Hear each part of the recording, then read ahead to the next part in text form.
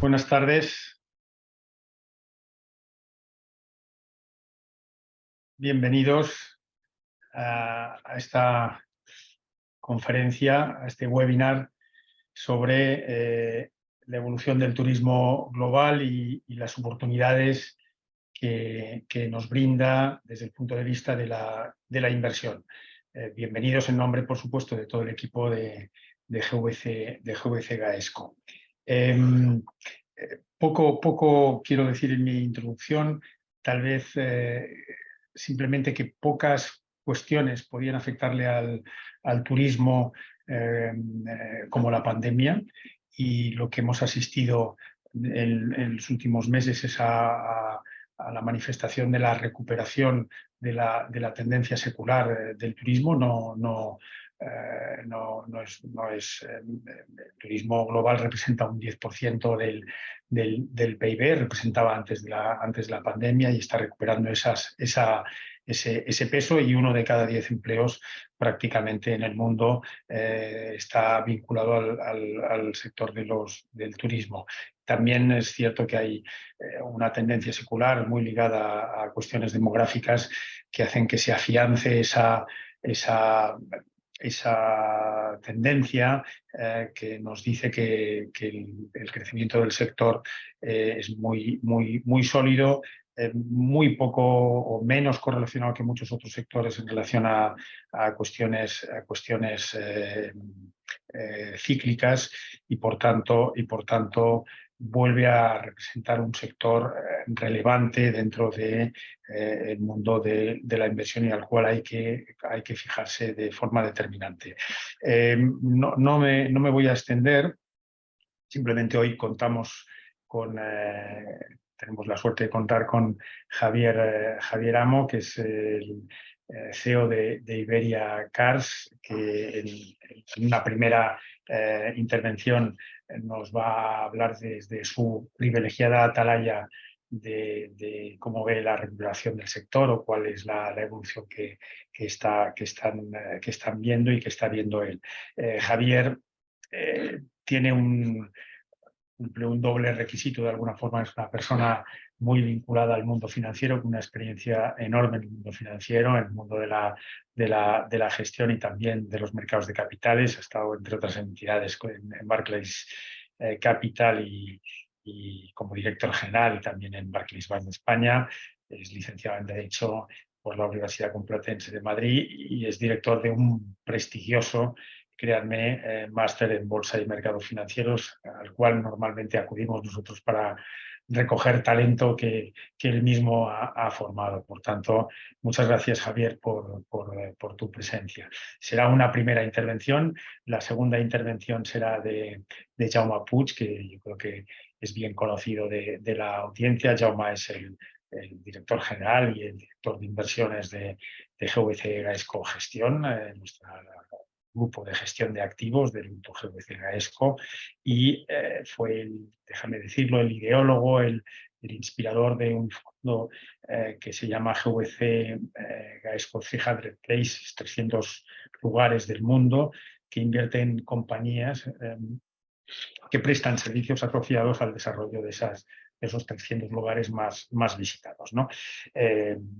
Lleva desde el año 95 en GVC Gaesco, ya lo saben ustedes, y cuenta con numerosos premios y un reconocimiento profesional enorme debido a su trayectoria, ¿no? Jaume va a concentrarse en cómo invertir en turismo global y cuál es la estrategia de un fondo muy concreto que ha tenido mucho éxito no solo en España, sino en inversores institucionales y privados en otros países, ¿no? La estrategia de inversión de este fondo de turismo. Al final de las dos intervenciones tendremos un periodo de preguntas. Pueden ustedes utilizar el mecanismo de preguntas que tienen en su pantalla. Muchísimas gracias otra vez por la asistencia. Javier, muchísimas gracias por tu presencia, y el auditorio es tuyo. Muchas gracias. Bueno, muchas gracias, Enrique, por la presentación. Ante todo, agradeceros que me hayáis llamado para este evento. Para mí es siempre un placer colaborar con GVC y como hemos hecho a lo largo de hace muchos años. Yo, la verdad es que me siento un poco como el telonero de los Rolling Stones, ¿no? Es decir, al que está esperando todo el mundo que acabe para que venga la parte importante, ¿no? De todas formas, en este ratito voy a tratar de hablar y voy a permitirme compartir una pantalla con una pequeña presentación que hemos hecho para hablar un poquito de cómo está el sector turístico en este momento, que es un sector que bueno, pues está constantemente sometido a cambios, pero que obviamente en países como España es un sector especialmente relevante para la economía. ¿Y por qué es relevante? Pues la verdad, lo veremos ahora, ahí claramente vemos que la contribución al PIB en España está muy cerca de unas cantidades bastante notables, genera mucho empleo, lo veremos en más detalle, genera obviamente muchos ingresos en divisas, ayuda mucho al desarrollo regional y bueno, y luego tiene multitud de industrias y servicios auxiliares y uno muy importante que la gente normalmente no cae, pero que me parece muy relevante y es la preservación cultural. Hay temas, sobre todo en la España vaciada, que el turismo está ayudando mucho a levantar ese tipo de activos culturales que tenemos un poco olvidados. La contribución del sector turístico a la economía mundial durante el 21, que fue un año todavía medio pandémico, alcanzó más de 5,2 billones de euros, es decir, el sector representa el 6,1 de la economía global, es decir, del PIB mundial el 6,1 está dedicado al turismo y contribuyó con 289 millones de empleos. En España, el porcentaje del PIB del turismo pues, es prácticamente uno de los mayores del mundo, es el 11,8.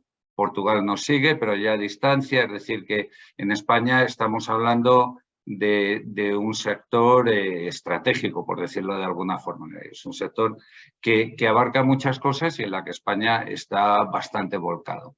El turismo internacional espera alcanzar los niveles previos a la pandemia. Ahora veremos que bueno, pues eso está funcionando a todos los niveles, un poco asíncrono unos países con otros, pero bueno, se estima que en los 3 primeros meses del año se movieron 235 millones de turistas por el mundo, que fue más del doble del 2022, pero que sin embargo todavía no llega a lo que era el 2019.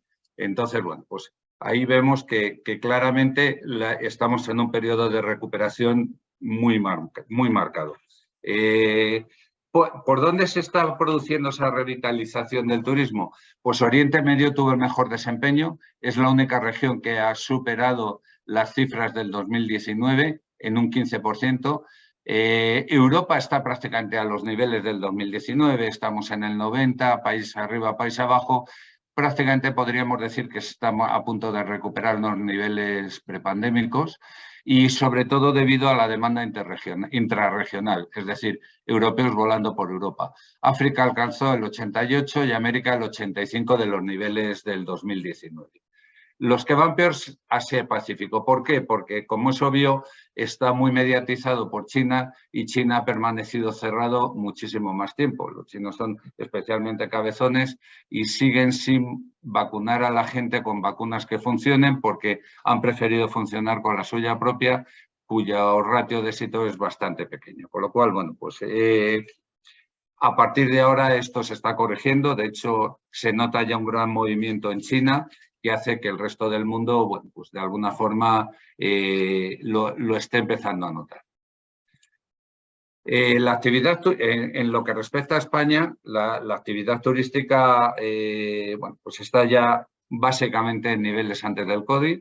Hay una fuerte demanda europea y nacional y hay una creciente presencia del radio largo americano. Es decir, los americanos están empezando a venir mucho más. Y es muy relevante porque un americano gasta 4 veces más de la media. Es decir, los americanos cuando vienen gastan de verdad, no es turista mochilero, ese tiene un corte mucho más europeo. El americano es el que está pensando, bueno, está ya viniendo y se está notando mucho en la actividad por ahí. Los asiáticos se notará un poquito más adelante, y los asiáticos también presentan unas características especiales. Son países que no les gusta el sol, no van a la playa, prácticamente es turismo de compra y marginalmente de monumentos, pero sobre todo es turismo de compra. Es decir, les van llevando a las Rozas Village en Madrid, a La Roca en Barcelona y tal. Es turismo muy de compras. La revisión al alza del PIB turístico nominal para el 23 ha subido de los 160.000 a los 178.000 millones, es decir, un 13,6 sobre los niveles del 19. Si lo ajustamos por inflación, prácticamente estaríamos a la par del año 2019, con lo cual claramente se ha producido esa recuperación que esperemos que no se enturbie con algún otro tipo de crisis, recesiones, etcétera. Ahí a la izquierda saca un pequeño gráfico y no soy especialmente hábil con el PowerPoint, como pueden ustedes observar. Básicamente en España la entrada es aérea, por vía aérea es por donde más entra, seguido de carretera y ferrocarril, y donde más se gasta los turistas internacionales es transporte, alojamiento, manutención y otras actividades. Es decir, que es un tema, no ha cambiado radicalmente, pero bueno, esos son los porcentajes de variación. Sí es reseñable el aumento porcentual de ferrocarril, pero sobre cantidades muy pequeñas. Y no debemos pensar solo en el viaje como una experiencia de agarrar un avión y hotel. Es un proceso de experiencia que hoy en día no se venden cosas, se venden experiencias. Eso es un tema que tenemos que tener muy en cuenta en España, que como veremos nos hace falta mejorar en esto. Está el objetivo, cómo se planifica, el transporte, el alojamiento, cómo pagamos, qué recuerdos nos llevamos, en general, qué experiencia recordamos. Hoy en día, como decía lo de las experiencias, leí el otro día algo que me dejó absolutamente asombrado, y es que se hacen cada día más, cada segundo más fotos que en todo el siglo XX, con todos los selfies, etcétera, etcétera. Me dejó asombrado la cantidad de fotos que la gente puede hacer. En España se está notando el aumento en empresas y equipamientos de ocio, con un 13,4%, los hoteles con un 12,2%, bueno, y eso sería un poco los aumentos. El otro día, hablando con responsables de líneas aéreas, decían que prácticamente todo lo que pueden sacar a la venta lo tienen vendido prácticamente para todo el año.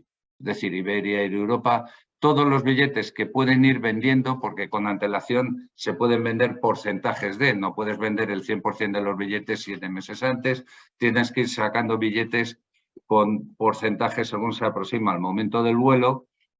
Prácticamente está todo lleno y los precios del transporte aéreo prácticamente están un 30% por encima de la pandemia.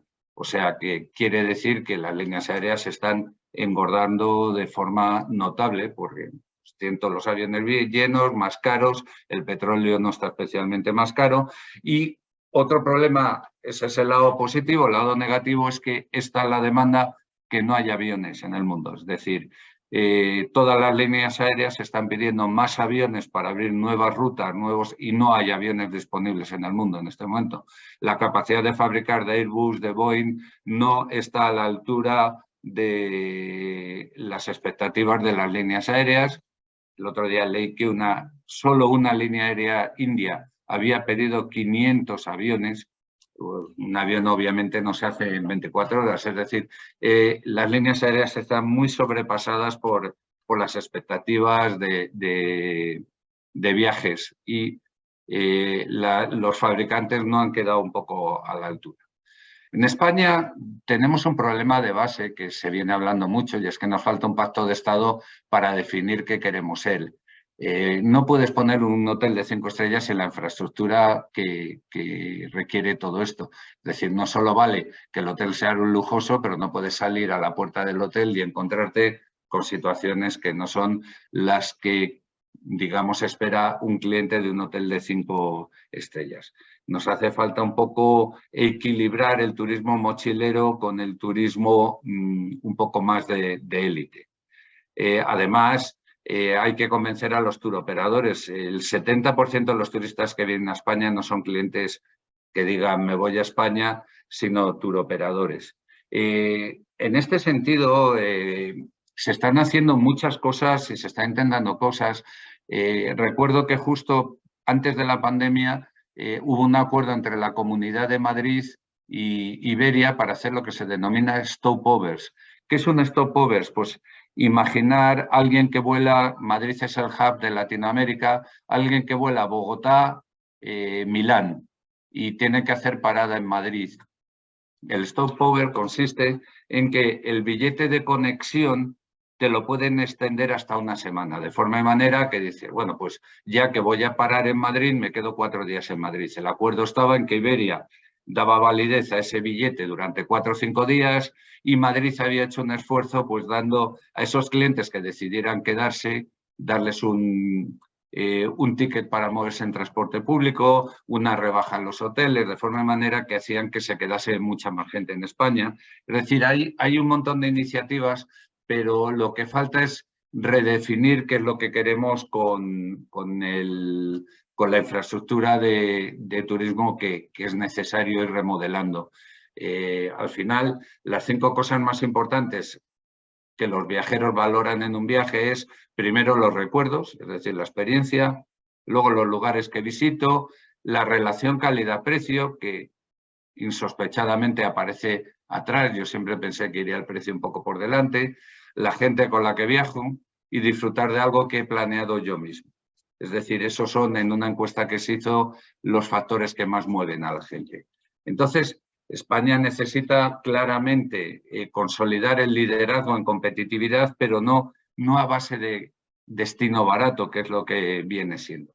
Es decir, yo tengo la sensación que en España estamos ahora en una situación de transición y que si no cambiamos, la gente empieza a estar un poco hastiada de 80 millones de personas aquí, las playas llenas. Necesitamos evolucionar a un turismo más de calidad. Es como el chiste, ¿no? del señor que salta desde un piso 20 y cuando va por el 10º dice, por ahora vamos bien, no ha pasado nada. Entonces, es un poco la sensación que tengo, que tenemos que ir evolucionando, hay que evolucionar el modelo de cantidad a valor, generar una percepción de valor social. Empieza a haber muchas regiones que están tan astragadas del turismo que empiezan a combatirlo. Todos hemos visto casos, sobre todo en Barcelona, en Mallorca, en que bueno, pues la invasión de turistas lo convierten en procesos de degradación que a los habitantes pues obviamente les molesta. Políticas turísticas de segunda generación y optimizar la asignación del gasto público en qué invertimos. Las perspectivas para el 2023, un poco resumiendo lo que hemos venido diciendo, es que se pueden alcanzar o incluso superar los niveles del 2019. Yo estoy convencido que tal y como va la cosa, vamos a superar las cifras del 19. Y de nuevo, es que es muy relevante porque en toda la cadena de valor del turismo podemos incluir infraestructuras, seguridad, energía, etcétera. Todo eso necesita afianzarse y estos procesos ayudan mucho. En concreto, necesitamos una recuperación de la reputación del sector, sobre todo lo relativo en sostenibilidad, transición digital, etcétera. El aspecto sostenibilidad cada vez es más importante. Intermovilidad en el transporte.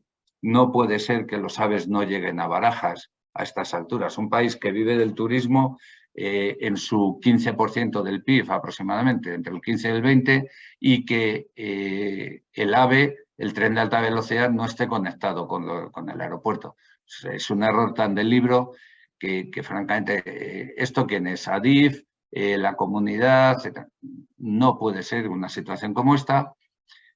Otro tema que tenemos que evolucionar mucho es hacia una cierta desestacionalización. Hay mucha concentración en los meses del verano porque viene mucho turista de playa, etcétera. España tiene un patrimonio cultural que hay que explotar y bueno, pues la labor de paradores está siendo muy buena, que por cierto, el otro día hablando con gente de paradores, están prácticamente todos los paradores llenos ya de aquí a final de año.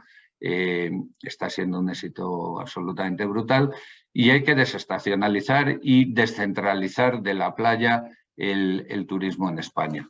Y eso nos podría dar para dar una cierta vidilla a la famosa España vaciada.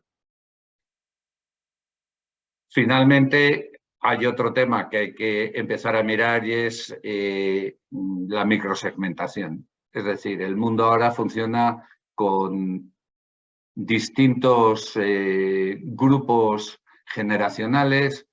No es lo mismo, pues, como me llaman a mí, los boomers, no es lo mismo la generación Z, la generación M, cada uno, bueno, hay generaciones que aunque ustedes no se lo crean, les gusta el reggaetón, o sea, hasta esos niveles se puede llegar. No le puedes ofrecer los mismos a los unos que a los otros, y tenemos ahora inteligencia artificial, tenemos innovación tecnológica, tenemos muchísimas cosas para incidir en los dos factores que creo que van a ser más relevantes de aquí a unos años, que es la pirámide de población y cómo interactuar con cada una de las generaciones que se mueven, y que en contra de lo que la gente se piensa, en la generación, vamos a llamar, como me llamó el otro día un alumno, Vigenials, los Vigenials, los que somos ya de una edad, vamos a decir, consolidada, bueno, pues vas descubriendo cosas. Por ejemplo, el gasto medio por persona es mayor en los jubilados que en los no jubilados. Incluso el apetito de riesgo es mayor. Antiguamente, yo llevo en mercado financiero muchísimos años, eran, bueno, pues los mayores, renta fija, poco riesgo. Ahora es al revés. El nivel de apetito por la renta variable es mucho mayor en las personas de más edad que la de los jóvenes, etcétera. Lo mismo pasa con los viajes. Es decir, esos factores que son los 10 que hemos visto más relevantes, pues los recuerdos, los lugares, la relación calidad-precio, todo eso que hemos visto, hay que interactuar de manera distinta con cada una de las generaciones. Y para eso tenemos una batería de medios técnicos que permiten que esto se pueda hacer una realidad bastante tangible. O sea, que en ese sentido yo creo que es la asignatura pendiente y bueno, que es algo que tenemos que hacer indefectiblemente en España. Y bueno, yo me dan un micrófono, no sé parar, con lo cual voy a dar paso a... Ya se retira el telonero y entra Bruce Springsteen, que es al que casi todo el mundo está esperando. Yo siempre digo una cosa a mis alumnos, y se lo digo también a los responsables del turismo: hay que intentar cosas nuevas. Noé era un amateur y resistió el diluvio universal, y los del Titanic eran unos ingenieros, y miren ustedes lo que pasó. Es decir, no hay que tener miedo a innovar, a hacer cosas nuevas, a experimentar, y yo creo que eso es uno de los temas que tenemos que hacer en España. Y bueno, pues doy paso al siguiente. Muchas gracias, Javier. Muchas gracias. Estarás dispuesto para las preguntas para la última fase. Llama, por favor, adelante. Bueno, muchas gracias. Gracias, Javier, por tu participación. Y muchas gracias a todos ustedes para estar un día de la segunda quincena de verano, una tarde, escuchándonos a Javier y a mí, cuando intuyo que estarían mejor en otros sitios, ¿no? Pero, en fin, gracias por estar aquí. A ver, vamos a ver un poco la inversión en turismo. Lo ha hecho muy bien hasta ahora, pero yo lo que pretendo contestar es, bueno, ¿qué nos queda? ¿De acuerdo? ¿Cómo hacerlo? Entonces, para ello, vamos primero a ver la situación, y primero tenemos que saber cómo están las cosas, ¿no? ¿Cómo sabemos nosotros cómo están las cosas? Bueno, pues con una de las fuentes, digamos, más directas que tenemos son las reuniones que hacemos con empresas cotizadas de todo el mundo. En lo que llevamos de año, en la gestora hemos hecho 160 reuniones con empresas de 13 países a más alto nivel. En el 63% había el CEO o el CFO. Y esto, que lo utilizamos para muchas cosas, hay un tema que nos permite, digamos, no es el objetivo principal, es el tercero, pero sí nos permite tener un conocimiento de la situación agregada económica, pero de primera mano, ¿no? Sin ver datos, digamos, que son del pasado. Entonces, bueno, aquí pueden tener pues el número de reuniones que hemos hecho cada año, ¿de acuerdo? En los últimos años. Bien, entonces, déjenme comentarles los 5 puntos que de las reuniones agregadas de todos estos empresas, países, sectores, etcétera, etcétera, hemos llegado. Y ahí voy a ir muy rápido porque ahí quiero que entiendan el por qué el turismo es uno de los sectores clave, ¿no? En primer lugar, lo que estamos viendo es que la reactivación pospandémica es muy fuerte y esto se nota en pedidos, se nota en ventas y sobre todo en servicios es especialmente fuerte. Con lo cual, hoy estamos en un momento de una clarísima reacción pospandémica. No voy a entrar ahí porque cualquiera que salga a la calle y vaya a restaurantes o tome aviones lo ve por sí mismo, ¿vale? El segundo tema que estamos viendo es que las empresas están operando hoy con una gran, digamos, normalidad operativa, muy superior al año pasado. Por ejemplo, una conversación con Wizz Air, una de estas empresas, una de las empresas de low cost europeas más mejores, pues nos comentan en las reuniones, bueno, el año pasado había pues muchos problemas operativos en hoteles, ahora mismo estamos trabajando a un muy buen nivel, el porcentaje de aviones, digamos, que están volando y que no se cancelan, etcétera, etcétera, es muy superior al que era. Es decir, no solo tienen muchas reservas, mucho trabajo, etcétera, etcétera, sino que además de los demás la normalidad operativa es mayor, lo cual se traduce en márgenes. Bien. El tercer punto que hemos dicho en muchas empresas es que tienen unos stocks superiores a los habituales y esto es normal porque en la pandemia acumularon stocks para asegurarse ventas. Ahora, lo que sí estamos notando, y esto afecta a la inflación, es que estos stocks, las empresas están tomando mucha cautela para reducirlos y volver a los stocks óptimos de just in time, ¿no? Esto no va a ocurrir este año, sino ya lo esperamos más para el 24 que para el 25. Faltan empleos. La gente le cuesta mucho a las empresas encontrar ahora mismo trabajadores. Esperamos mayores rotaciones de personal y subidas de salario. El otro día con una empresa internacional que había ofrecido a sus trabajadores un aumento del 7,5% de salario, no era aceptado y iban a ir a la huelga. Es decir, estamos en un contexto a que todo el mundo le falta trabajadores y veremos lo importante que es. Y luego hay un tema tremendamente importante, que es que las empresas el año pasado se vieron sometidas a un aumento de costes, ustedes recordarán, aumentos de costes energéticos, materias primas, etcétera, etcétera, luego lo vemos, y tuvieron que hacer un esfuerzo y subir precios, subir tarifas para mantener márgenes. Y lo hicieron bien. Y los márgenes del año pasado están entre los máximos históricos de años, ¿no? Ahora bien, quiero que sepan que este año es verdad que los costes laborales han subido, pero el resto de costes, energéticos, materias primas, transportes, containers, etcétera, etcétera, ha bajado, con lo cual a las empresas que sepan que este año les es más fácil mantener márgenes porque solo manteniendo el precio de venta, digamos, ya tienen un mayor margen, ¿no? No les hace falta hacer una política de precios activa. Con lo cual, el entorno empresarial a día de hoy es muy bueno y nosotros tengo que decir que, base a lo que hemos contactado con las empresas, esperamos buenos resultados trimestrales con una buena visibilidad como mínimo en 2 trimestres. ¿De acuerdo? Bien. Pero entonces vamos a dónde estamos, ¿no? Está claro, si ustedes se acuerdan, tiramos un año para atrás, no sé por qué, pero periodísticamente se instaló que iba a haber una crisis, acuerden ustedes, recesión, en septiembre del año pasado, que evidentemente no ha venido. De hecho, si miramos las proyecciones del Fondo Monetario Internacional, más bien ha ido aumentando las décimas de crecimiento económico, ¿de acuerdo? A nivel mundial. Ahora va a hacer el día 25 de julio, saca las nuevas. Pero lo que sí quiero que entiendan que la situación donde estamos hoy viene un poco por el comportamiento que tuvimos en la pandemia. ¿Cuál fue? Si miran a la izquierda, esto es lo que hicimos durante la pandemia, tienen la senda de crecimiento de bienes y durante la pandemia, como estábamos en casa, seguíamos comprando bienes, Amazon, etcétera, etcétera, y se compraron bienes por encima de la senda histórica. ¿Pero qué ocurrió? Las restricciones se focalizaron en los servicios, no podemos viajar, no podemos ir a restaurantes, acuérdense ustedes de lo que ocurrió, y el tema de los viajes y todos los servicios cayó en picado, porque aquí fue el grueso de restricciones, y entonces se acumula un déficit, digamos, de servicios.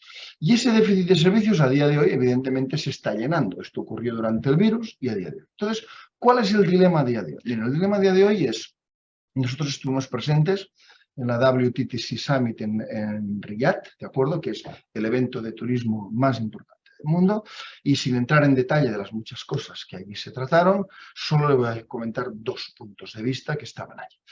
Uno primero es lo que manifestaba el CEO de Marriott, que lo que decía es que, bueno, a él no le sorprendía la rápida recuperación del turismo, porque al fin y al cabo viajar forma parte de la naturaleza humana.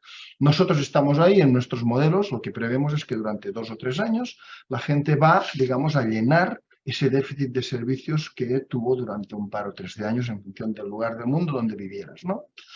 Pero luego está la opinión del CEO de Hilton, que él no está exactamente en esta tesitura. Él lo que dice es, una vez la gente ha experimentado que te pueden encerrar en casa 2 años, ¿de acuerdo? Motivos de pandemia, etcétera, etcétera. Lo que él viene a decir es que no, es que después no solo se trata de recuperar el tiempo perdido, sino que la gente va a viajar más que antes, ¿no? Esto, en términos nuestros de los modelos de valoración, significa el aumento de la G, que quiere decir que esa tendencia histórica de servicios, según el CEO de Hilton, va a ser mayor. A ver, esto es un tema que no se va a dilucidar hoy, lo vamos a ver en 2 o 3 años. Lo que sí es verdad es que nosotros, cuando hacemos las valoraciones de las empresas turísticas en las que invertimos, seguimos opinando la primera parte, es decir, se recupera el tiempo perdido y después se vuelve a la senda histórica de crecimiento. Bien, vamos al tema de la recesión de servicios. Esto es tremendamente importante. ¿Por qué no hay recesión? Nosotros decíamos, cuando en junio, hace un año, un poco más de un año, se decía que el mundo iba a entrar en recesión a partir de septiembre, nosotros decíamos que no entendemos una recesión después de una pandemia. Después de una pandemia la gente quiere consumir, esto es lo que hemos visto en pandemias precedentes.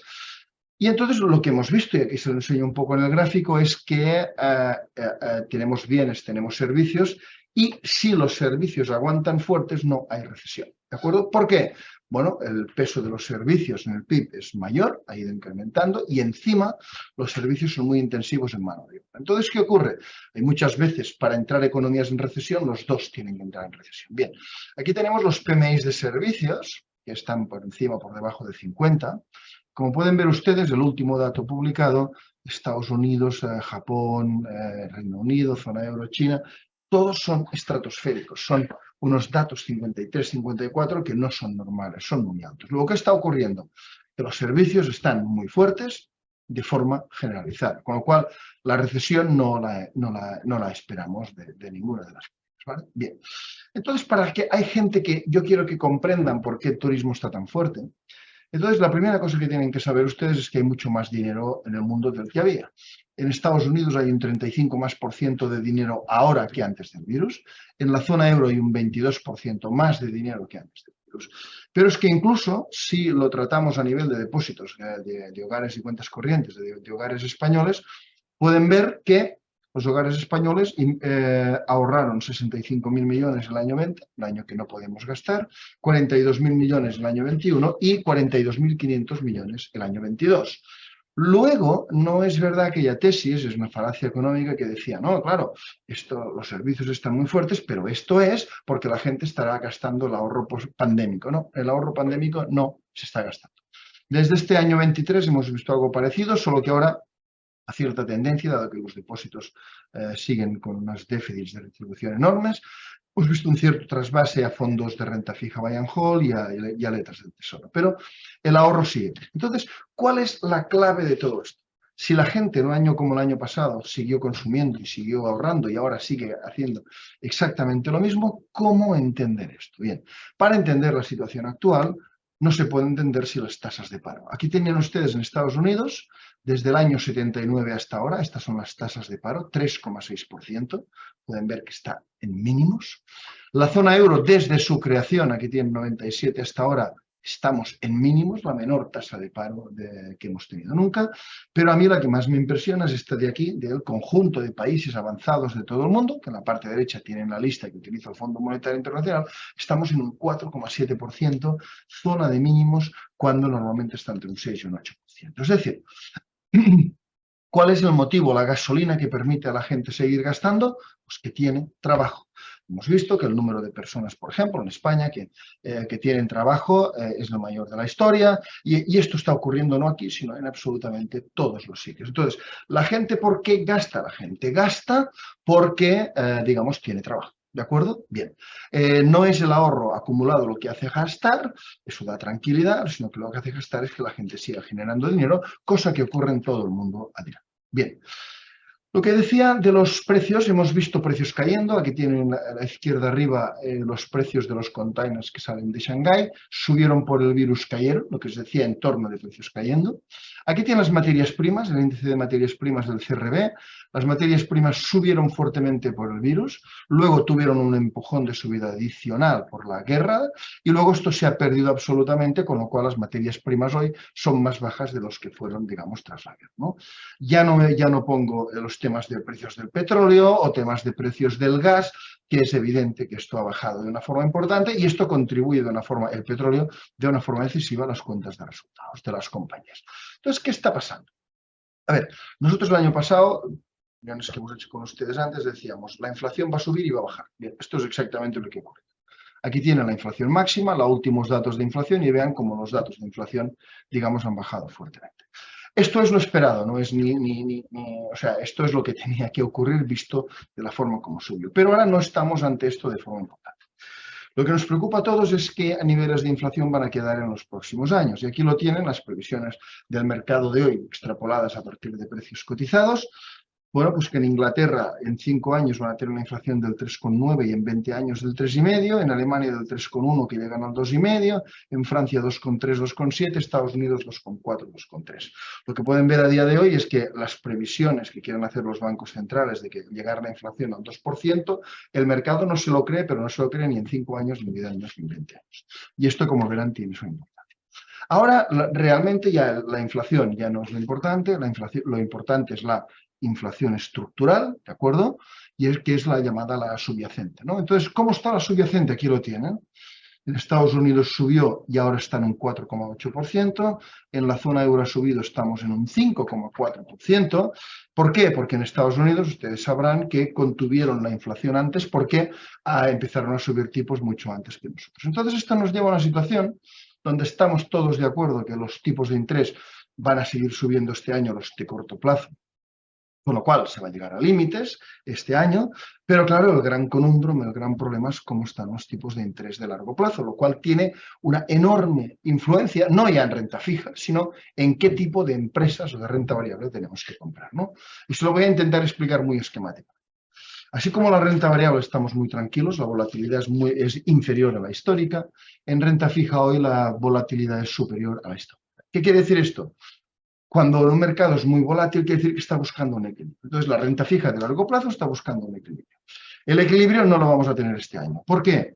Ahora estamos de subida de tipos, bien.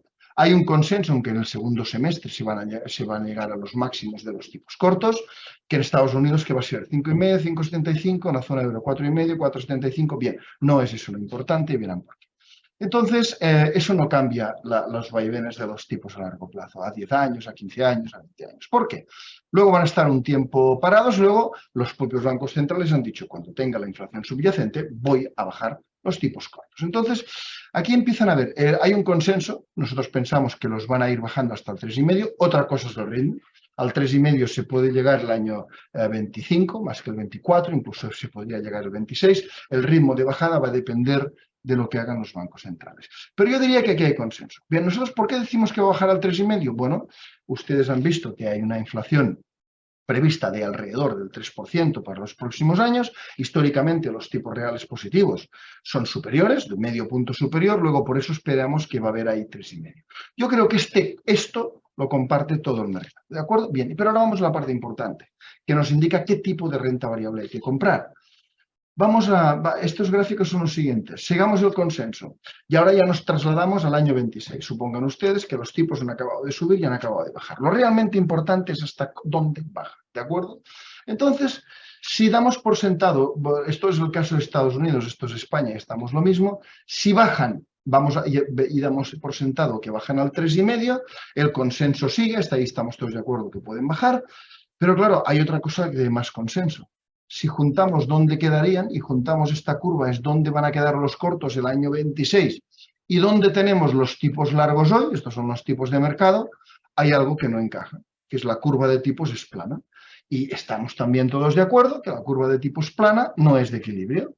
¿Y cómo? ¿Por qué? Porque históricamente los tipos largos tienen que pagar más que los cortos. Si pagan igual, todo el mundo compraría los cortos porque es misma rentabilidad sin el riesgo de duración. Bien, entonces hasta aquí está el consenso. Entonces, ¿dónde acaba el consenso? Y esto se lo digo porque es muy importante para saber qué tipo de renta variable hay que comprar. Bien.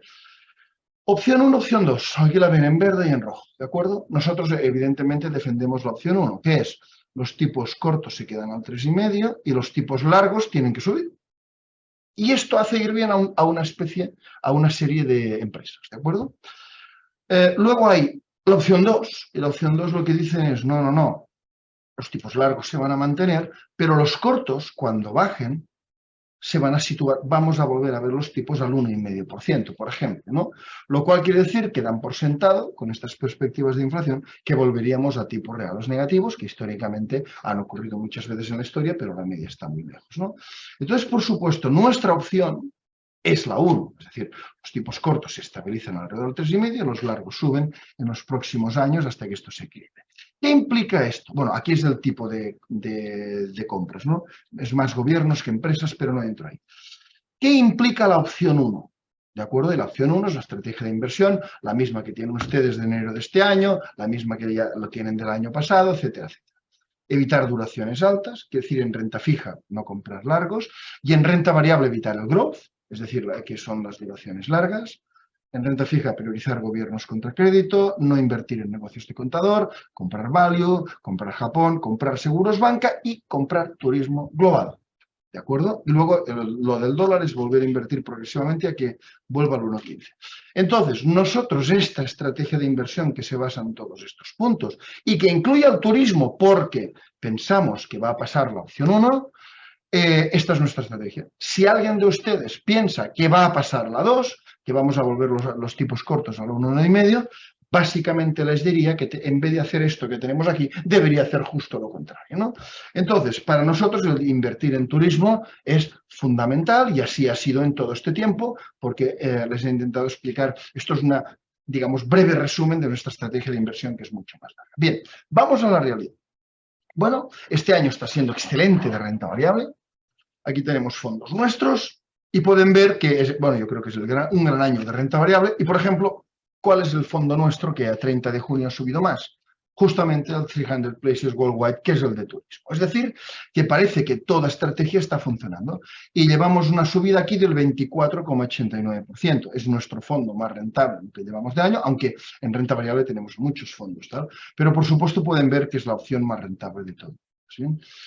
Aquí al final, bueno, esto es una serie de largo plazo que cualquiera que invirtiera, no en un fondo, sino en todos los nuestros, hubiera sacado una talla en todos estos años del 6-10%. Pero esto no es lo importante.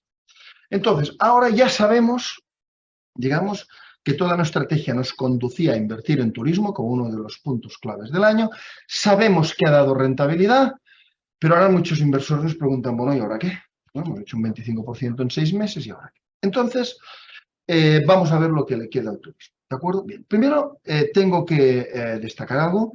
Hay dos clases de turismo, el local y el global, y nosotros estamos especializados en turismo global.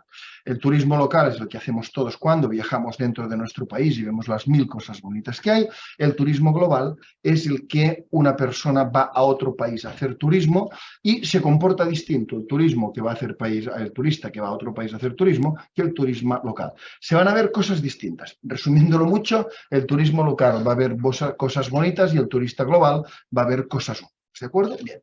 Entonces, ¿qué ocurre con esto? Primero, el turismo global lleva muchos años, vamos a retrotraernos antes de la pandemia, creciendo de forma anual más que el PIB mundial. Por ejemplo, del año 95 al 19 el PIB mundial ha crecido un 3,1% anual, pero el turismo global un 5,6% global. Entonces, esto es muy importante porque cuando estamos invirtiendo en algo que crece más que el mundo, quiere decir que tiene una potencialidad de dar un retorno, una rentabilidad de inversor mayor que el mundo. Punto número 1. Punto número 2, el fenómeno está acelerándose. Vimos aquí, por ejemplo, se esperaba que el año 2020 hubiera 1.400 millones de turistas globales Y resulta que esta cifra se alcanzó 2 años antes, en 2018, ¿de acuerdo? O sea, el fenómeno es muy fuerte. Para que entiendan bien el fenómeno, les he situado aquí este gráfico que lo proporcionó hace pocos días La Vanguardia, pero que es espectacular porque explica los tickets vendidos del visitante de la Sagrada Familia desde 1915, solo para que lo vean. Y cuidado, no es la gente que pasea, que ve la Sagrada Familia por dentro, no, esta es la gente que entra y paga un ticket, ¿de acuerdo? Visitantes. Bueno, cuando fallece Gaudí, visitaban la Sagrada Familia 3.000 personas al año, ¿de acuerdo? En la segunda gran exposición de Barcelona, que fue la Universal de 29, la otra había sido de finales del siglo XIX, estábamos en 13.000 personas. Las Olimpiadas, que no hace tantos años, ¿de acuerdo? El año 92, 658.000 personas compraron un ticket para visitar la Sagrada Familia. Bien. El año 2010, que el Papa Benedicto XVI consagra la Sagrada Familia, hay un salto y se llega a 2,3 millones de visitantes en la Sagrada Familia, pero nos vamos al año 19 con 4,7 millones. Como pueden ver, esto es el crecimiento del turismo global. Este es el enorme crecimiento que perseguimos. ¿Qué ocurre? No solo esto, viene la pandemia, caen. El año pasado, que faltaban todos los asiáticos, hizo 3,78 millones y este año les puedo asegurar que esta cifra se bate de largo, ¿no? Es verdad que esto ayuda porque, por ejemplo, la Sagrada Familia este año ha vuelto a pasar. TripAdvisor, ustedes saben, a nivel mundial, ha vuelto a poner las atracciones top a nivel mundial y ha vuelto a poner, como el año pasado, a la Sagrada Familia número 1, aquí lo ven, Coliseo 2 de Roma, Ana Frank, la Fuente de Dubái, bueno, aquí tienen un poco el Empire State, el Museo d'Orsay, etcétera, etcétera, ¿no? Entonces, ¿qué ocurre? Hay muchísimas recomendaciones internacionales y como estamos hablando de tema internacional, esto está absolutamente lleno, está abarrotado, ¿de acuerdo? Bien. Entonces, ¿qué ocurre? Tenemos un fenómeno que crece más que el mundo. La gente, lo comentaba antes Javier, quiere vivir experiencias. Nosotros cuando empezamos este fondo, el leitmotiv era uno de un famoso libro de viajes, que era, al final, el paso en el mundo, míralo por cuántas veces, no por cuántos, veces has respirado en tu vida, sino cuántas cosas has visto que te han quitado la respiración cuando las has visto, ¿no? Y este es el tema de experiencia. Entonces, ¿qué ocurre? Vimos que en crisis económicas el turismo global era muy resiliente. Fíjense que la gran crisis económica mundial del año 2009, tremenda, en un año el turismo global se había recuperado. Es decir, ante crisis económicas esto es muy resiliente porque depende del turismo de todo el mundo, no de una zona del mundo, ¿no? Entonces, y ahora ha habido una pandemia. Esto es lo más serio que el turismo global se puede encontrar. No se me ocurre nada más serio que esto, ¿no? Entonces, vamos al segundo punto de por qué la demanda es creciente. Primero, porque en el mundo cada vez hay más gente, ¿de acuerdo? Bien, o sea, al final, que sepan además que esto también va adelantado. Se esperaba que el mundo tuviera 8.000 millones de habitantes el año 26 y resulta que la cifra nos dice ya el año 22, 4 años antes. Bien, ahora, aún así esto no es lo más importante.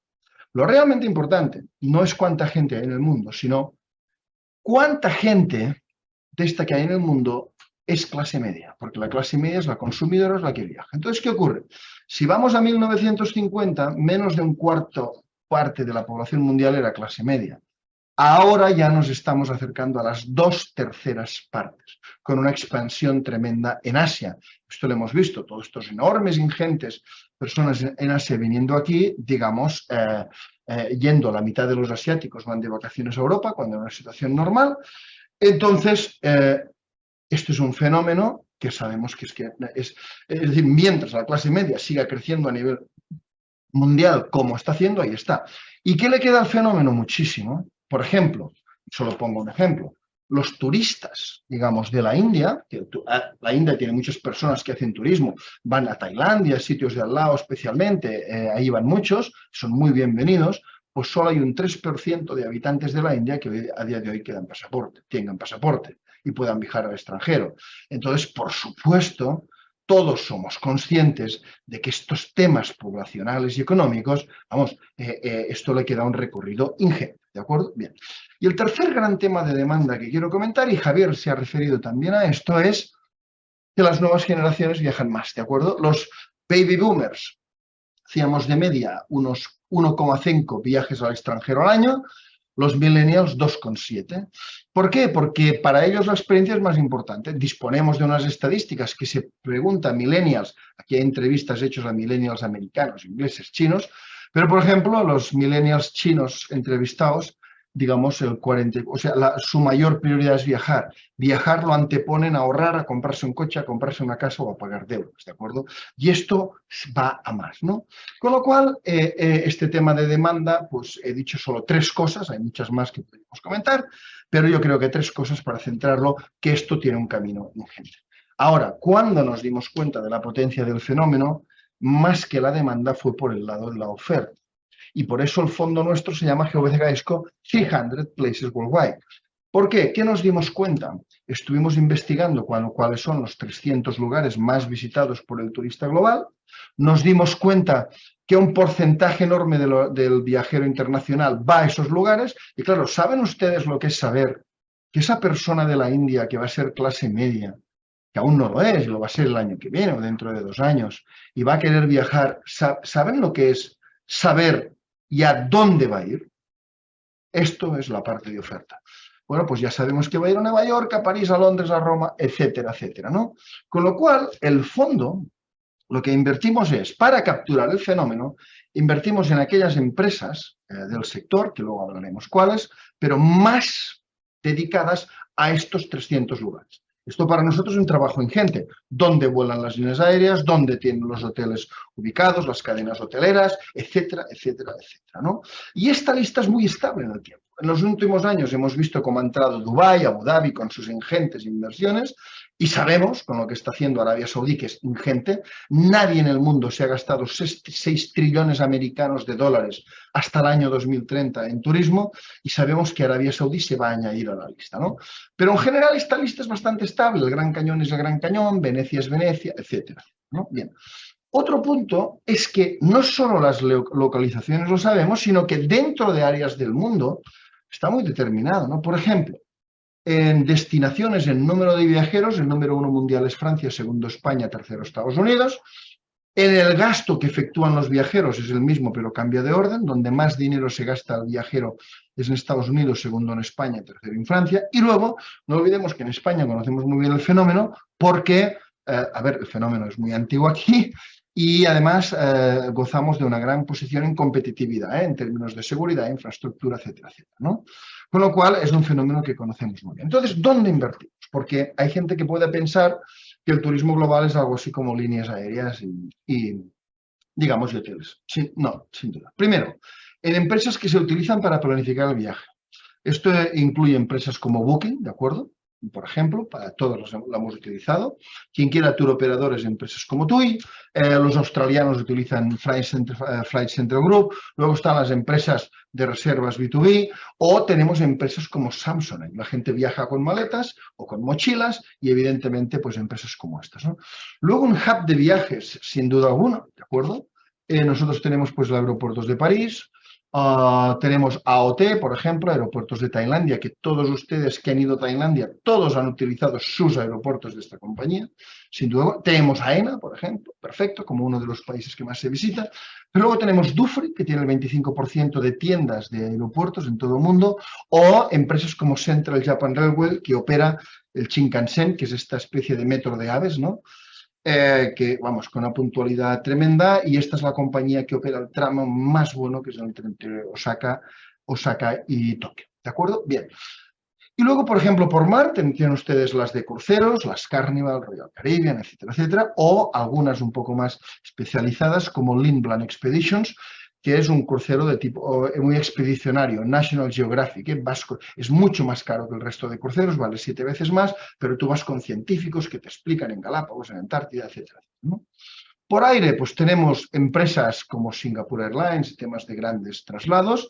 En Europa, las dos que más tenemos es Ryanair y Wizz Air, grandes ganadoras. Antes comentaba Javier que faltan aviones. Bien, pues que sepan que hubo una compañía que se llama Ryanair que compró aviones en noviembre del 20. Del 20, cuando estaban los aviones parados. Y entonces, hoy en Europa viaja más gente por avión que el año 19, pero solo hay un 90% de los aviones pero Ryanair tiene el 125% de los aviones que tenía el 19. ¿Por qué? Porque compró aviones cuando nadie los compraba el año 20, cuando tenía los aviones parados. Esto es anticipación.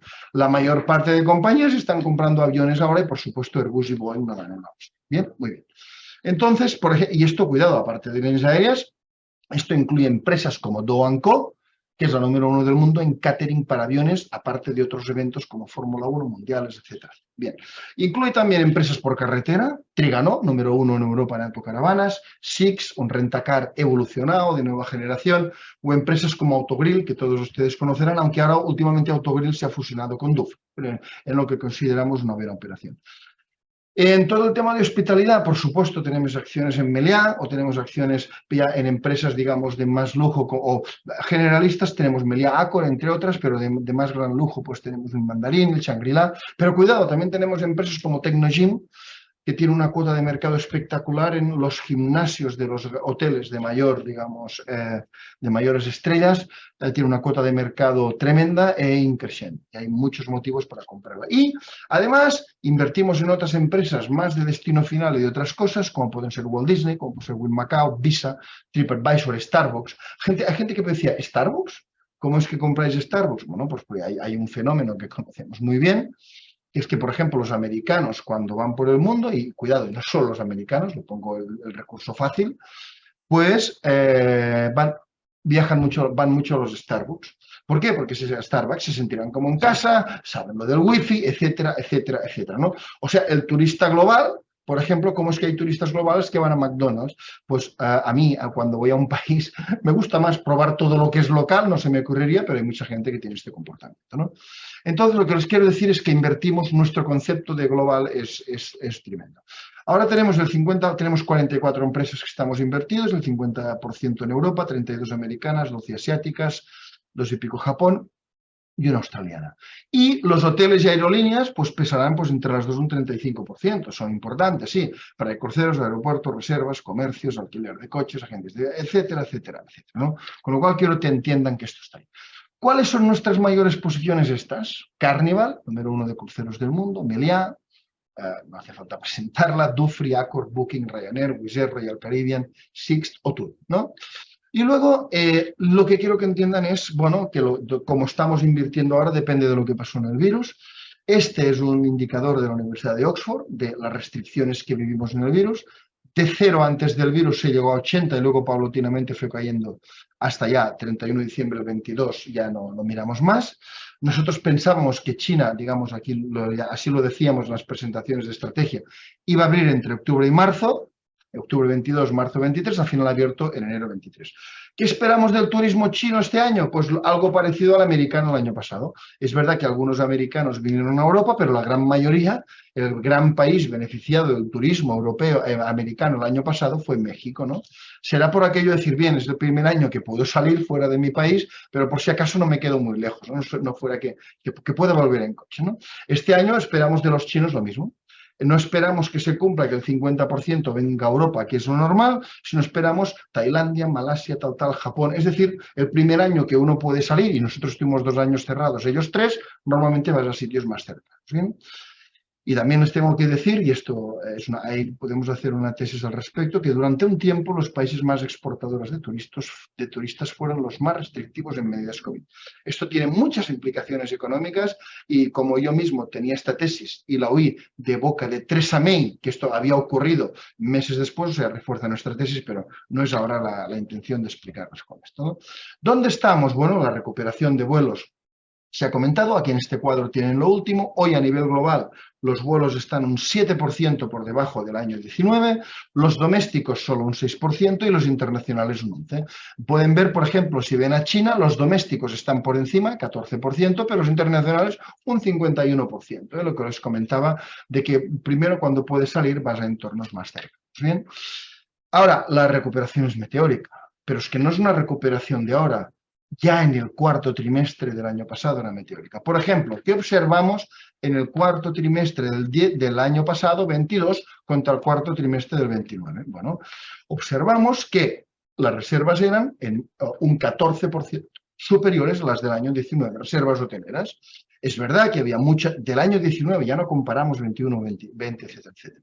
Es verdad que había disparidad, Norteamérica 17, Europa 17, Latinoamérica más 24, Asia-Pacífico, que continúa con restricciones, menos 11, ¿no?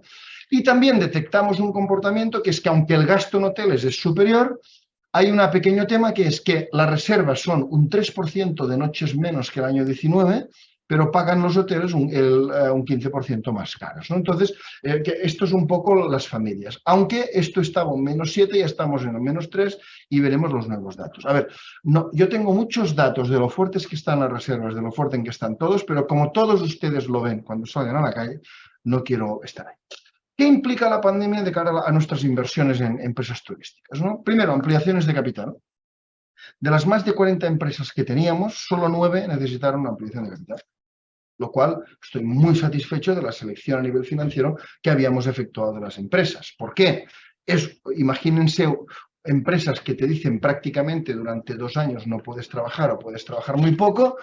Es evidente que el sector ha hecho ha resistido de una forma espectacular, con ayudas, con todo, pero ha resistido. ¿Qué hemos hecho nosotros en las 9 ampliaciones de capital? Hemos acudido. ¿Para qué? Para no diluirnos.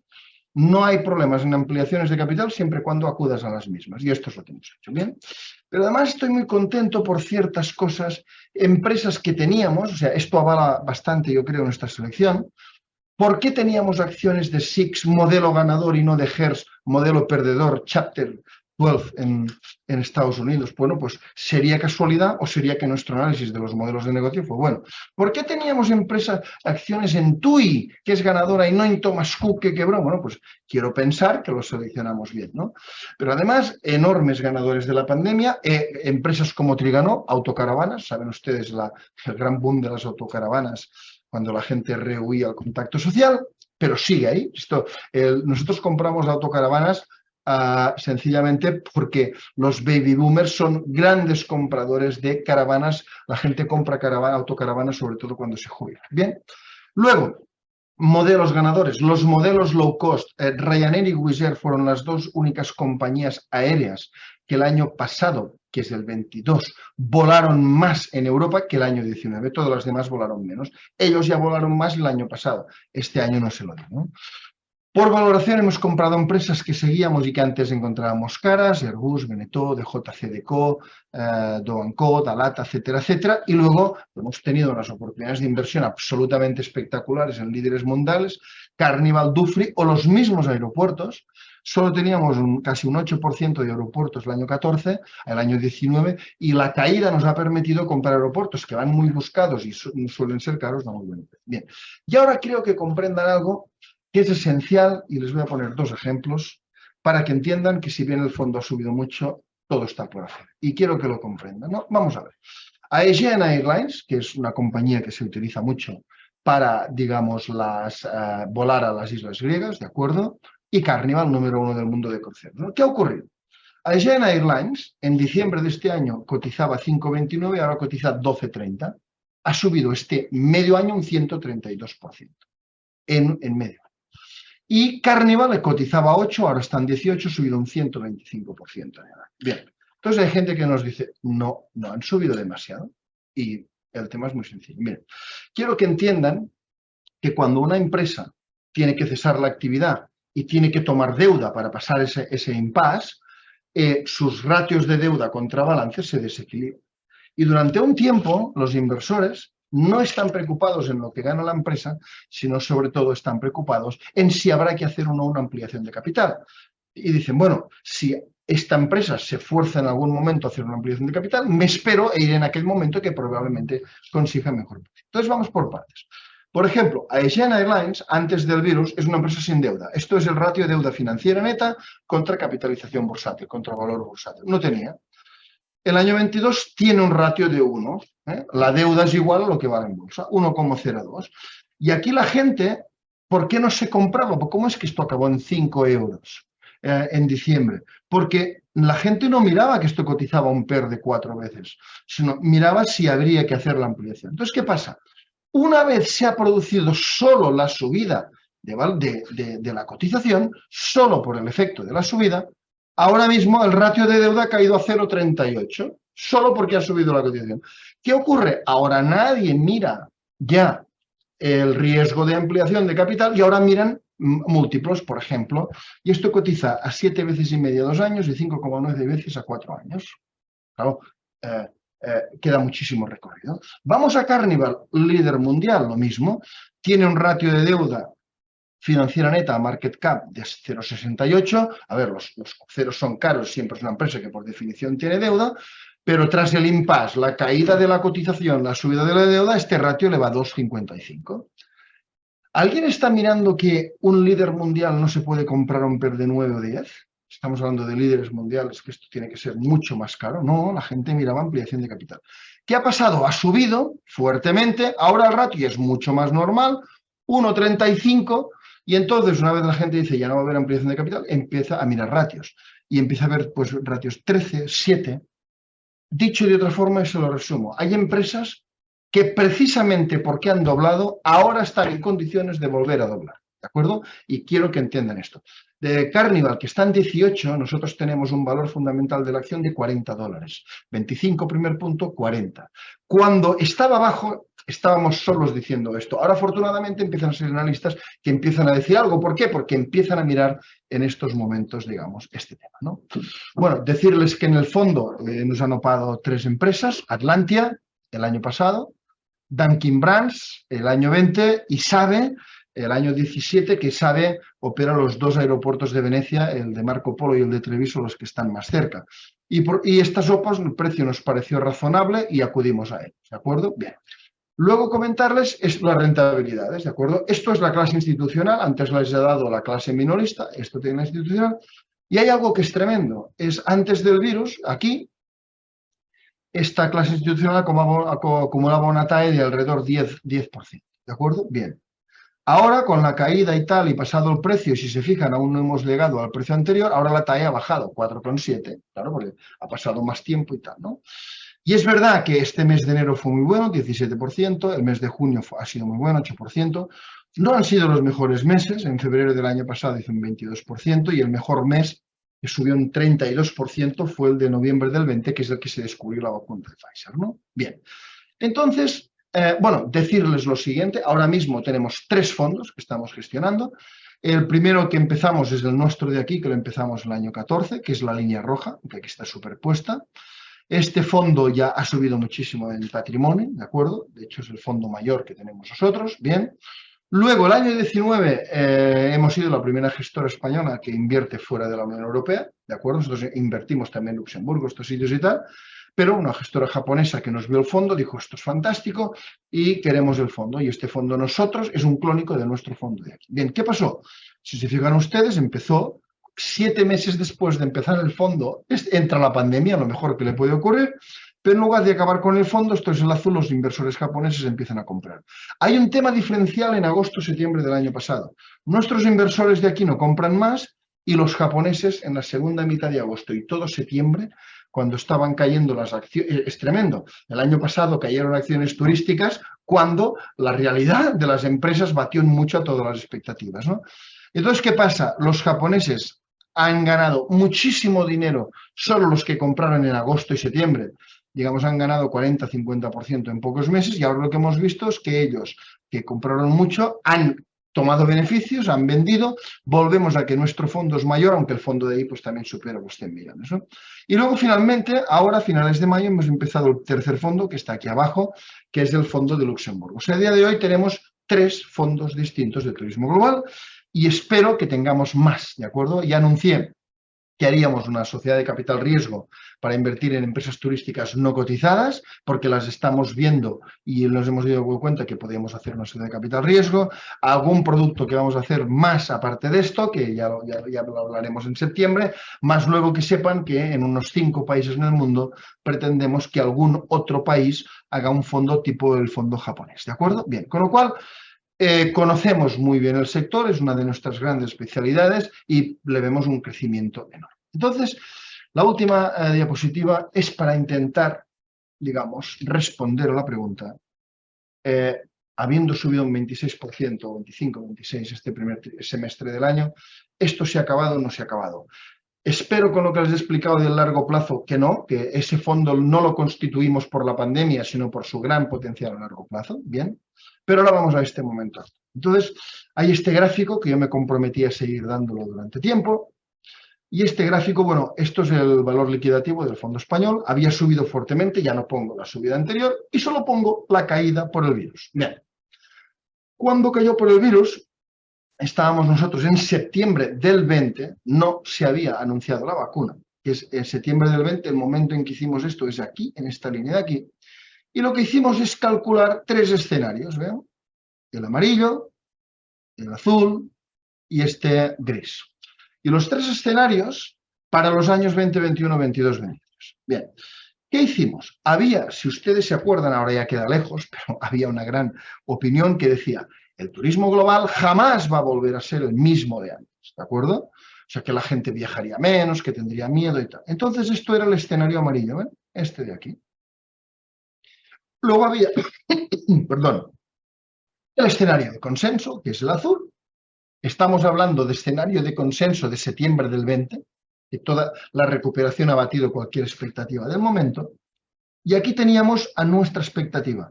Esto valía más que el fondo, que lo que cotizaba el fondo en aquel momento. La pandemia lo hace caer, lo hace subir, y esto es lo que nosotros pensamos que vale, ¿de acuerdo? Bien. Entonces, ¿qué ocurre? Fíjense bien en esto. Toda la enorme subida que ha tenido el fondo, número 1, aún no ha recuperado el nivel del 19. Pero número 2, ¿ven que está en la zona amarilla? La zona amarilla quiere decir que pese a las subidas, las cotizaciones de hoy estarían cotizando que el turismo nunca vuelve a ser el que era el año 19. Y esto, claro, es de chiste cuando el año 22 ya se va a batir, ¿de acuerdo? Con lo cual, nos queda nuestra subida es de aquí a aquí, es ingente, ¿de acuerdo? Con lo cual, yo con esto acabo y, cuidado, y les pongo las proyecciones que hacíamos en septiembre del 20, en plena pandemia. No les pongo las actuales, ¿de acuerdo? Me limito a poner esto que me comprometí. Entonces, ¿qué quiere decir esto? Quiere decir esto que, aparte de ser, digamos, un gran generador de retornos a largo plazo, la oportunidad a día de hoy es espectacular, ¿de acuerdo? Y que por mucho que haya subido fuertemente, estamos absolutamente lejísimos de cualquier, digamos, objetivo. En fin, con esto acabo mi exposición, dejo de compartir y con mucho gusto, digamos, contestaremos sus preguntas si las tienen, ¿de acuerdo? Muchas gracias, Jaume. Reitero también el agradecimiento a Javier. ¿Hay alguna pregunta? Yo en primer lugar, a Javier, sí me gustaría a lo mejor tener vuestra opinión en cuanto a, digamos, las cuestiones relativas a la sostenibilidad del turismo, en debates que se han abierto en algunas digamos, jurisdicciones, en algunos países, en torno a pues la afluencia masiva, también al uso de combustibles masivos, digamos, sobre todo en aviación, ¿no? Es decir, ¿cómo contempláis esa tendencia que en algunos países, de alguna forma, empieza a tener una cierta vía hacia ese turismo sostenible, ¿no? Hombre, yo creo que eso es un factor muy relevante, es una de las preguntas clave, porque eso es uno de los temas que más va a condicionar. Es decir, aquí en Europa tenemos el artículo 8, el artículo 9 y todas las compañías van a tener que estar bajo ese paraguas. Hay medidas políticas que van a tener una influencia muy fuerte. Ya se ha anunciado por parte del gobierno francés la prohibición de vuelos internos en muchas líneas aéreas. Es decir, lo que está previsto por la Unión Europea, en una fecha delimitada, es que todo trayecto se pueda hacer en menos de 2 horas y media en tren, quedaría prohibido el viaje en avión. Eso en España pues, puede tener una incidencia absolutamente brutal. Francia, como ha tomado la decisión de adelantarlo al año que viene. En España no se piensa antes del 2030. Sí es verdad que hay un ritmo de reposición brutal en los aviones y yo te diría así, simplificando, que prácticamente consumen una cuarta parte de lo que consumían antiguamente. Por eso está también generando mucha demanda de aviones nuevos porque los antiguos consumen mucho. Es decir, yo creo que ese va a ser un factor, el tema de la sostenibilidad, absolutamente determinante en el desarrollo del turismo. Todo esto va a ser así. Por eso decía que había que ir hacia una reputación nueva en el sector turístico, para evitar ese jaleo que se organiza en torno a todo esto. Muy bien. Sí, si me Muchas permitís, gracias. ¿no? Al respecto, añadiría un apunte, que es que en este congreso que os dije, el número 1 a nivel mundial, ahí lo que se pretende es doblar el número de turistas globales que ha habido y la conciencia es clarísima. O es sostenible o es imposible doblar, ¿de acuerdo? Y entonces solo pongo un ejemplo de todo lo de sostenibilidad que están haciendo las compañías, pero el sector da por sentado que el sector de la aviación va a tardar años, y primero aviones pequeños, luego los más grandes, pero el sector da por sentado que esto va a ir con hidrógeno, ¿de acuerdo? Y así tenemos los mismos datos de otro tipo de Sí, eso ya me está descontado. Yo hablo con los de la línea aérea Sí, y ni siquiera se está intentando la transición hacia lo eléctrico. no, Se está yendo directamente hacia el hidrógeno correcto. Sí, sí. como solución, salvo que por el camino aparezca algo nuevo, que Sí, tampoco es descartable. Pero sí, desde nunca se luego sabe. lo eléctrico está absolutamente descartado para los aviones. Sí. Un par de preguntas que resumo también para Jaume, aunque Javier, si quieres luego también opinar, en relación a lo que decías tú de las medidas acordadas por el gobierno francés.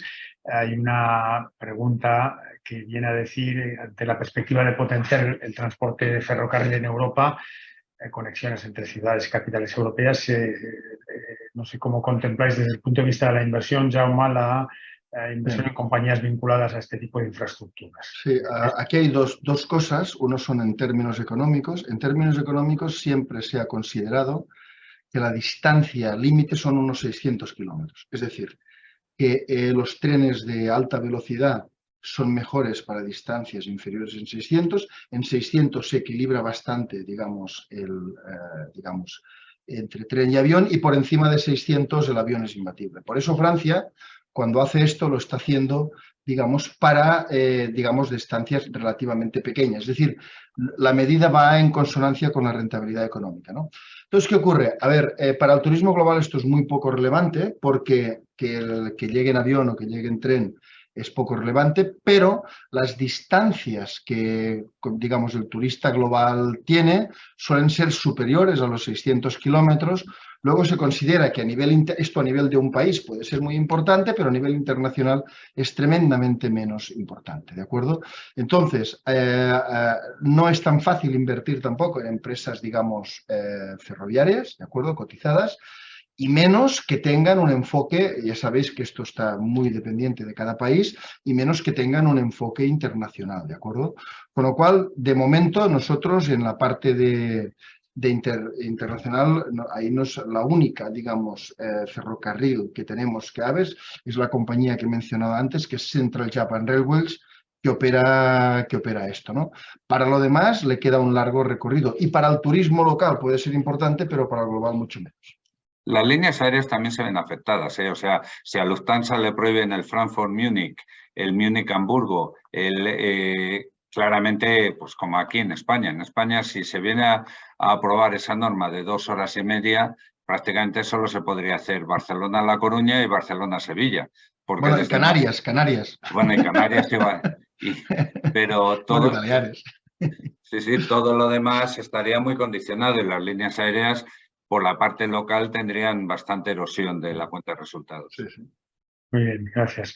Oye, hay varias preguntas relativas un poco a la estrategia de inversión del fondo y a la valoración. Una es el tiempo que creemos, ¿no?, que el gap de valoración va a llegar a su valor real, al valor objetivo. Otra es qué impacto, qué influencia ejerce el fondo la subida de tipos, y si eso está controlado, si hay margen de subida, cómo puede impactar. Hay una pregunta concreta sobre Carnival, cómo la vemos y qué pasa con el mercado de China, ¿no? Y tal vez poco añadiría otra pregunta, que es, aunque has comentado de pasada, que sobre todo relativo al fondo 300 Places, un poco la sensibilidad más acusada que tienes, si lo puedes desarrollarlo, o la menor sensibilidad, la menor correlación que otras industrias de turismo o que otros, digamos, índices sectoriales de turismo hacia el ciclo económico, ¿no? Más cubierta de... Sí, a ver, si me dejo algo, dímelo por favor, ¿vale? Sí, sí. Primero, no, respecto a Carnival, lo he comentado antes. Carnival, nosotros tenemos dos objetivos, uno de corto plazo y uno de largo plazo. El de corto plazo, $25 por acción, y el de largo plazo, perdón, largo plazo es medio plazo, o sea, no a 5 años vista, es $40 por acción. En estas consideraciones estábamos muy solos porque nosotros considerábamos ya la post-ampliación, mirábamos más los resultados. A nosotros no nos da miedo, como he comentado, las ampliaciones de capital.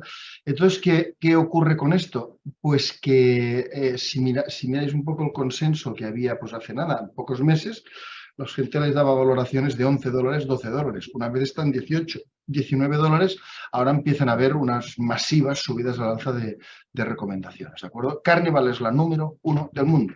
Y quiero que entendáis, por ejemplo, para poneros una idea, Barcelona es el puerto de cruceros número 1 del Mediterráneo. Este año, solo este año, vienen 840 cruceros. Y de estos 800, Barcelona hoy solo tiene 5 terminales, ¿de acuerdo? Y de estos 5, 2 los opera Carnival y 3 otras compañías. Es decir, una vez tú operas, ya no hablo de los cruceros por todo el mundo que tienen, porque aquí ya sabéis que la marca que tiene es Costa Cruceros, ¿no? Pero, digamos, el tema es que el fenómeno de cruceros es creciente. ¿Qué hemos visto además en cruceros? Y lo expongo rápidamente.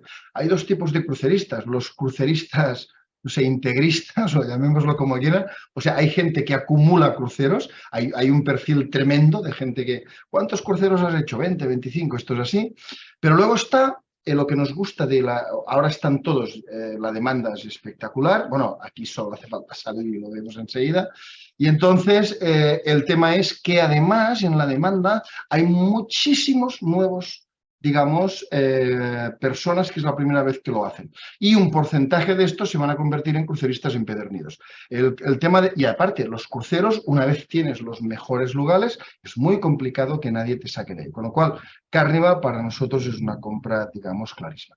En China no hay nada, está bien. El tema que tiene China es lo que comentaba antes. Aquí estuvimos, números redondos, 2 años encerrados, ellos han estado 3 años, un año más, y su comportamiento se asemeja mucho pues, al comportamiento que tuvimos nosotros el año pasado o que tuvieron los americanos. Es decir, que el primer año que puede salir, bueno, que sepan que hubo avalanchas para los pasaportes, porque muchos pasaportes habían caducado y las oficinas para hacer pasaportes en China estaban, vamos, había aglomeraciones, pero el tema es que lo que esperamos del primer año es que vayan más a los países de proximidad. Aunque yo, por ejemplo, aquí veis a todos los asiáticos, si queréis ver asiáticos con vestidos de boda, ¿no? Digamos que les hacen fotos, ir cualquier domingo por la mañana a la catedral, los vais a ver, y estos asiáticos han vuelto, o sea, asiáticos están viniendo. Ahora, para volver a los asiáticos que teníamos antes, está claro que yo creo que nos falta un añito más, ¿vale? Pero China está bien. El chino va a seguir saliendo, ¿no? China tiene otros problemas como su burbuja inmobiliaria, pero eso ya son otros temas, ¿no? Y luego, lo del fondo con la subida de tipos, el fondo le va bien. Es decir, lo que he explicado antes, cuando he explicado a todos los tipos, por ejemplo, la subida de tipos les va mal a los negocios de contador. Por ejemplo, ¿qué es un negocio de contador? Pues un negocio eólico, por ejemplo, o un alquiler de un inmueble, ¿de acuerdo? ¿Por qué? Porque cuando suben los tipos, aunque te suban, por ejemplo, los precios de los alquileres, en una hoja de Excel lo veis rápidamente en 2 minutos, que la subida del alquiler compensa solo, digamos, parcialmente, digamos, el hecho de que el inversor exija mayor rentabilidad. El inversor no exige la misma rentabilidad cuando la inflación es 0 que cuando es un 3. A lo mejor cuando la inflación es 0 exigía una rentabilidad de los inmuebles del 3%, pero si resulta que ahora es de un 3%, exige una rentabilidad del 5%. ¿Esto qué quiere decir? Que los valores caen, ¿no? Entonces, ¿de dónde viene la compensación de la inflación? Total, siempre ha venido del volumen. Por ejemplo, ¿qué compensa la inflación? Si un hotel compensa la inflación, no porque suba, digamos, los precios de las habitaciones, que esto le compensa parcialmente, pero cuando se compensa la inflación es si yo como hotel hay actividad y en vez de tener el 60% de la ocupación media en el año, tengo el 70%. Eso cubre la inflación. Por eso decía que claramente con ese escenario, por eso he explicado todo el escenario de tipos, ¿no? Si los tipos, alguien cree que van a volver los cortos al 1%, por favor, que compre inmuebles, que compre renovables, etcétera, etcétera, que todo esto le va bien, pero si cree que la inflación va a estar en 2,5-3%, entonces los sectores a comprar son otros y el turismo es uno. O sea, el turismo es un gran sector cuando hay una inflación del 3%. Es decir, inflación de un 3%, tipos del 3,5%, esto para el turismo es perfecto. ¿De acuerdo? Y cuidado con la subida de tipos, porque esto es muy curioso. El otro día le preguntaron al CFO de Carnival, dice, oiga, ¿cómo les ha perjudicado a ustedes la subida de tipos de interés en Estados Unidos? Y el CFO dijo, se lo voy a contar, el coste financiero más o menos nos ha bajado lo mismo que han subido los tipos. ¿Por qué? Ellos tuvieron que financiarse con deuda muy cara en el momento en que hay la pandemia y tienen que cerrar absolutamente, o sea, tener los barcos no solo parados, sino gastarse dinero en su mantenimiento, ¿no? Y tuvieron que financiarse una deuda alta. Como ahora vuelve la normalidad, su coste de deuda que contrayeron en el año 20 va bajando aunque los tipos vayan subiendo, ¿no? Por eso decía que precisamente, y por eso toda la primera parte, el sector turístico, vamos a ver, está muy bien con una inflación al 3% y unos tipos cortos al 3,5% y unos largos al 5,5%. Si la inflación hubiera sido más alta y los tipos se hubieran ido al 7 o al 8%, entonces no hay defensa, ¿de acuerdo? Pero con la inflación, las previsiones de inflación y los tipos tal como están, es un gran sector para defenderse de este escenario. Muy bien, muchísimas gracias. Yo creo que ponemos punto final a esta interesante conversación sobre la industria del turismo y la inversión en turismo. Muchas gracias, Javier, por tu brillante aportación. Gracias, Jaume, y gracias en nombre de todos los equipos de GVC Gaesco. Recuerdo que disponen ustedes de toda la información acerca de la inversión en el turismo y del fondo específico en nuestros medios digitales, en nuestra web. La conversación estará también disponible en vídeo, ¿no? Por tanto, muchas gracias por la aceptación, por su presencia otra vez y de alguna forma les pediría, no sé, Javier, si querías comentar algo. Perdona. No, muchas gracias. No. Nada. Les pediría, como siempre hacemos, que estén 10 segundos, solo son 10 segundos para contestar una pequeña encuesta para que nos permita pues, seguir mejorando. Y esperamos, por supuesto, que le haya servido de utilidad y de provecho. Muchísimas gracias y hasta la próxima. Muchas gracias. Hasta luego. Adiós.